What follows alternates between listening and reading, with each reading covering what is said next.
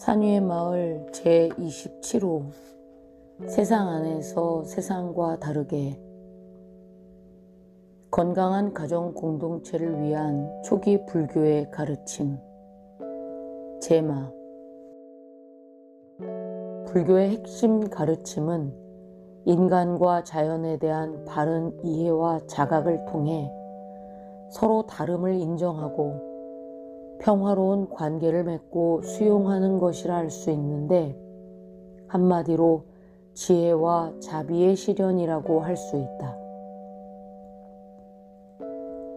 이 글에서는 붓다의 가르침이 가장 먼저 퍼져나간 스리랑카를 위시한 남방 불교의 가르침이라 할 수 있는 니까야의 가르침 중에서 건강한 가정을 위한 7가지 재산을 살펴보고자 한다.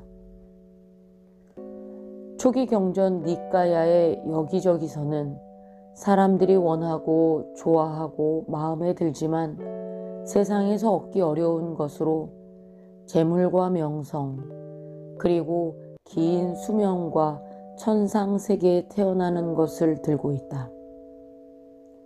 이것은 동서고금을 막론하고 대부분의 사람들이 원하는 것이라 할 수 있다. 이것을 얻기 위해서는 7가지 재산을 가져야 하는데, 믿음과 계, 양심과 수치심, 배움과 베품, 그리고 통찰이다. 이 7가지의 재산을 통해서 사람들이 좋아하고 원하는 것을 얻을 수 있다는 것이다. 여기서 이 7가지의 재산을 하나씩 살펴보자. 믿음의 재산이다. 스스로 완전한 깨달음에 도달한 붓다와 붓다의 가르침, 그리고 승가의 3가지 보배에 귀의하는 것을 말한다. 귀의는 나모에서 나왔는데 피난처로 삼다, 의지하다는 뜻이다. 타이 항공을 타면 나마스테라는 인사를 하는데, 이 인사도 같은 어원에서 나와 당신의 신에게 귀의합니다 라는 뜻이다. 불교에서 말하는 믿음은 무조건적인 믿음이 아니라 삼보에 대한 가르침을 듣고 사유하고 이해하여 분명한 꿰뚫어 아는 지혜가 생겼을 때 나오는 신뢰를 말한다. 붓다께 귀의한다는 것은 붓다의 깨달음에 대한 믿음도 포함되는데, 붓다의 깨달음은 연기, 중도, 사성제와 팔정도다. 붓다가 깨달은 것은 인간이라는 존재는 우리가 생각하는 것처럼 존재하는 것이 아니라 5가지 무더기의 집합, 쌓임이라는 것이다. 이것은 원인과 조건에 의해 결합된 것으로 영원하거나 고정불변한 어떤 실체가 아니고, 조건에 따라 변화하는 무상한 것으로, 무상하기 때문에 나라고 할 만한 것이 없다는 것이다. 또한 인간이라는 존재는 인간과 세상의 이러한 이치에 대해 어둡기 때문에 고통 속에 있으면서도 이를 자각하지 못하는 것, 고성제와 이 고통의 원인이 탐욕과 성냄과 어리석음이라는 것, 집성제를 알지 못한다는 것이다. 하지만 붓다는 이러한 고통의 이치를 꿰뚫어 알고 그 고통의 원인에 대한 자각과 함께 완전한 행복, 즉 열반의 상태가 있다는 것, 멸성제와 그 열반으로 가는 길, 도성제, 팔정도를 밝혀냈다. 이것이 붓다의 깨달음이고, 붓다를 믿는다는 것은 이러한 깨달음의 내용을 알아듣고 사유하여 체득하는 것이다. 붓다의 깨달음과 행복에 이르는 가르침을 믿고 따르며 실천하는 대표적인 제자단체가 승가인데, 이 승가에는 전통적으로 열반에 이르기 위한 수많은 수행 전통이 이어져 오고 있기 때문에 이를 의지하고 피난처로 삼아 가르침을 따라 수행할 때 진정한 행복에 이를 수 있는 것을 믿는 것이다. 개의 제사는 습관과 행동을 밝히기 위해 5계를 지키는 것과 10선업 수행을 하는 삶을 말한다. 불교에서는 인간의 행동의 범주를 신구의, 몸과 입과 뜻의 3가지로 나누어 설명한다. 몸으로는 살생하지 않는 것과 훔치지 않는 것, 부적절한 성관계를 갖지 않고 대신에 선한 행동을 하라고 한다. 또한 입으로는 거짓말하거나 이간질, 폭언, 꾸미는 말을 하지 않고 대신에 진실하고 밝은 말, 화합하고 유순하고 유익한 언어 생활을 하라고 한다. 뜻으로는 탐욕과 성냄과 어리석음을 여일 수 있는 자비희사의 4가지 무량한 마음과 통찰의 지혜를 성취하라고 한다. 5계는 위에 10가지 선한 행위를 5가지로 정리해서 이웃과 더불어 살아가는 지혜를 가르쳐 준다고 할 수 있다. 5계는 불살생, 불투도, 불싸움, 불망어, 불음주로 남방불교 전통에서는 스님들이 매월 보름과 초하루에 사찰에 온 불자들에게 세속의 삶을 반성하도록 이끌어주고 새롭게 5계를 준다. 불살생은 살아있는 것을 죽이지 않는 계로 살아있는 모든 생명의 존귀함을 인정하고 보살피고 돌보는 삶을 말한다. 불투도는 주지 않은 것을 갖거나 탐내는 대신 나누고 보시하는 삶을 권한다. 불교의 우주관은 우리들이 그물망처럼 서로 연결되어 있기 때문에 타인과 내가 다르지 않다고 본다. 그래서 근원적으로는 보시하는 사람도 보시하는 물건이나 보시받는 사람도 따로 구분하지 않는다.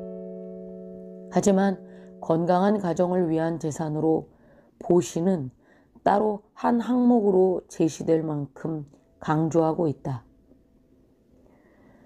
불망어는 거짓말을 하는 대신에 위에서 말한 유익한 언어 생활을 하기를 권한다. 불싸움은 그릇된 성생활을 버리고 배우자에게 만족하고 서로 신뢰하며 청정한 삶을 살기를 권한다. 불음주는 정신을 혼미하게 하는 약물과 중독을 일으키는 물질을 섭취하는 대신에 깨어있는 삶, 수행하는 삶을 살도록 가르친다. 이렇듯 5계는 10선업 중 특별히 몸과 입으로 짓는 행위와 관련된 것이 많다. 전통적으로 절집에서는 지혜를 성취하기 위해서는 계를 가장 먼저 지키는 것을 권유하는데 계가 바탕이 되어야 수행하는 데 필요한 집중력을 기를 수 있고 집중력이 있어야 통찰지를 성취할 수 있다고 가르친다. 베풀매 제사는 많은 사람들로부터 사랑을 받게 하고 선하고 참된 사람들이 가까이 하며 좋은 명성이 따르고 5계로부터 멀어지지 않고 죽은 뒤에는 천상에 태어난다. 베품은 자기가 소유한 것을 남에게 아낌없이 베푸는 것이다. 재물이 필요한 사람에게는 재물을 주고 진리를 알지 못하는 사람에게는 법을 베풀고 두려워하는 사람에게는 위안과 용기를 주는 것이다. 그렇게 한없이 베풀면서도 어떤 조건을 내세우거나 보답을 바라지 않아야 하며 베풀었다는 생각마저도 갖지 말아야 한다. 초기 불교에서 재물을 나누는 것에는 손님과 길 떠나는 자와 병자, 흉년이 들었을 때와 걸식하는 출가자들에게 보시를 하라고 권한다. 보시를 하면 보시를 받는 이들의 결실과 공덕을 나누어 가지며 저 세상에서 발판이 된다고 가르치는데, 이는 구약성서에서 예언자들에게 필요한 것을 베풀면 예언자들이 받는 상을 받는다는 구절과 맥락을 같이 한다고 본다.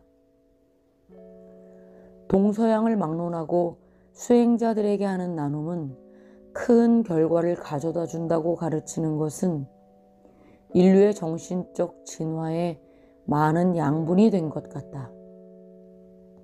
또한 음식을 베풀면 힘을 주는 것이고, 옷을 베풀면 아름다움을 주는 것이고, 탈 것을 베풀면 안락함을 주는 것이며, 등불을 베풀면 눈을 주는 것이며, 거처를 베풀면 모든 것을 주고, 법을 베풀면 불사를 주는 것이다. 이렇게 베푸는 생활을 하게 되면 많은 선한 이들이 도움을 받고, 따라서 사람들로부터 존경을 받는 명성이 따르며 많은 이들에게 이익을 주는 행위로 말미암아 즐거운 과보를 받게 되는데, 이 공덕은 저 세상까지 따라다닌다고 한다. 통찰지의 제사는 명성과 행복을 흩어지게 하는 5가지 마음의 오염원들을 알아서 그 오염원을 제거하여 해야 할 일은 하고 하지 말아야 할 일은 하지 않아서 크고 넓은 인식, 즉 지혜를 갖는 것이다. 통찰지는 꿰뚫어 아는 인식의 형태로 대상에 대해서 대상의 형태와 특징을 무상, 고, 무아로 통찰하는 것인데, 이 세상에 만들어진 것은 무엇이든지 고정 불변하지 않고 변하는 무상이며, 그러므로 자성이라고 할 만한 것이 없는 무아이며, 무상하고 무아인 것은 고통이라는 통찰이다. 이 무상 고무아의 3법인은 초기 불교의 대표적인 사상이다. 또한 통찰지는 사성제를 꿰뚫어 아는 지혜인데, 고통을 고통으로 여실히 알고 고통의 원인과 소멸에 대한 인식과 소멸하기 위한 방법을 꿰뚫어 아는 것을 말한다. 이런 지혜를 얻는데 방해하는 것으로 5가지 마음의 오염원을 설하고 있다. 5가지는 욕심이라는 강력한 탐욕에 지배된 마음과 악의에 지배된 마음, 게으름과 정신적 태만에 지배된 마음, 들뜸과 후회에 지배된 마음, 그리고 의심에 지배된 마음이다. 이것들은 인간이 영원히 존재하리라는 헛된 믿음을 갖게 하고, 또한 더불어 살아가는데 방해되는 요소이기도 하다. 이 5가지 마음의 오염원은 우리들의 삶을 현재에 살지 못하고 과거나 미래로 끌고 다닌다. 그렇게 되면 지금 이 순간에 진정한 행복을 놓치게 된다. 배움과 양심, 수치심의 재산이다. 배움은 진리를 배우는 것으로 불교적으로 보면 경율론 3장을 공부하는 것인데, 유익하고 바른 법과 해로운 법을 구분해서 아는 것이 목적이다. 이렇게 배움을 통해서 알미 실현되도록 하는 과정에서 계를 받아 지키고 집중하는 명상 수행을 통해 지혜와 자비를 늘려 마침내는 존재의 본질을 통찰하여 고통을 여의고 완전한 행복을 성취하는 것이다. 이 과정에서 양심은 부끄러움 때문에, 수치심은 두려움 때문에 악행을 피하는 것을 말한다. 불교의 가르침은 재앙막작, 중선봉행, 자정기의, 시제불교라는 4구계로 요약할 수 있다. 모든 악을 짓지 말고 모든 선을 힘써 행하라. 그 마음 스스로 깨끗이 하는 것이 모든 부처님의 가르침이다. 신구의 3가지 형태로 드러나는 인간의 모든 행동을 바르게 가지라는 가르침이다. 특히 가정생활에서는 부부가 몸가짐을 바로 하여 신의와 부부된 도리를 지키는 것을 양심과 수치심에서는 강조하고 싶다. 또한 배움은 요즘 평생교육제도가 잘 되어 있어 원하기만 하면 남녀노소 가릴 것 없이 온라인, 오프라인을 통해 원하는 만큼 공부할 수 있다. 이렇게 7가지의 재산을 갖추고 가정생활을 하면 정직하고 지혜로운 방식으로 바른 삶을 영위하여 재산을 모으는 데도 성공할 수 있다. 또한 나눔과 보시의 실천은 명성을 가져오고 많은 사람들로부터 받는 긍정적인 에너지와 바른 삶의 방식은 긴 수명도 보장받을 수 있다. 더구나 이렇게 지은 공덕은 그림자처럼 지은 사람을 따라다녀 마침내 천상세계에 태어나도록 하는 것이다. 여기에다 이러한 재산을 가진 훌륭한 도반들과 스승들이 곁에서 늘 함께 지내며 토론하고 대화하는 가운데 삶의 질은 점점 풍성해지고 성장해 갈 수 있다. 마침내는 현자의 속성을 갖추게 되는데 현자는 개를 구족하고 온화하고 영감을 갖추고 겸손하고 유연한 사람이다. 또한 일찍 일어나고 게으르지 않고 친구나 이웃, 사회가 재난에 처했을 때 떠나지 않고 함께 극복하도록 애쓰며 흠이 없고 총명하다. 누구에게나 친절하고 부드럽게 말하고 인색하지 않으며 인도자, 멘토, 조정자 역할을 한다. 또한 타인들에게 이익이 되도록 행하는 데 있어서 모든 것들을 대하는 것이 마치 자기 자신에게 하듯이 대하고 어디서든 누구에게나 적절하게 행동한다. 이제까지 건강한 가정생활을 위한 7가지 재산을 알아보았는데 이것들은 하나의 품성이며 개인이 키워야 할 역량이다.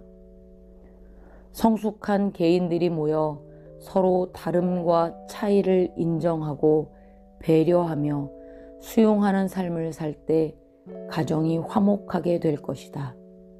서로 존중하고 존경하는 태도는 자신을 잘 연마하고 다듬을 때 상대방의 마음에서 우러나올 것이다.